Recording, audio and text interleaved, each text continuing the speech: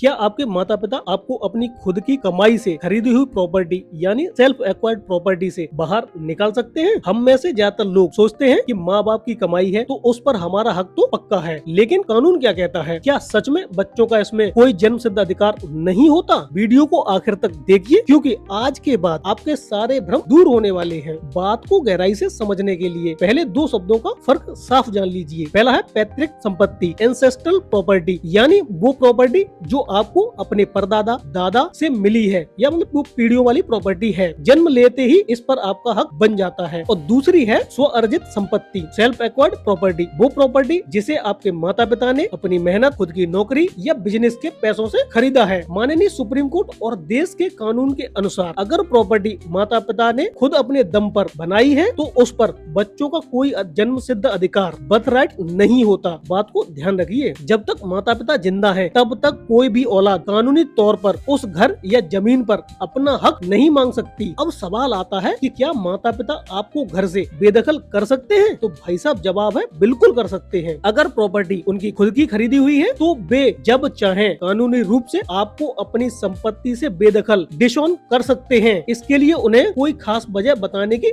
जरूरत नहीं है। बहुत से लोगों के मन में यह सवाल आता है कि चलो जीते जी तो ठीक है, पर मरने के बाद तो प्रॉपर्टी हमारी ही होगी।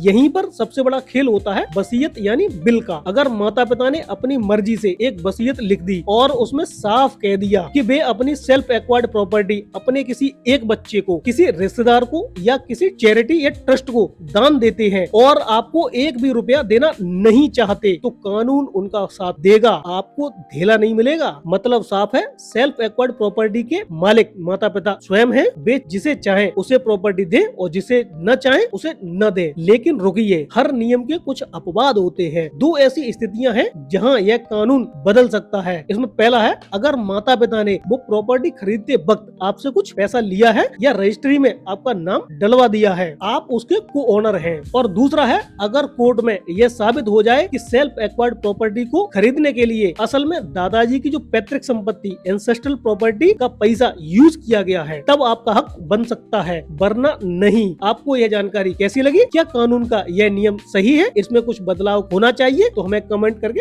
जरूर बताएं।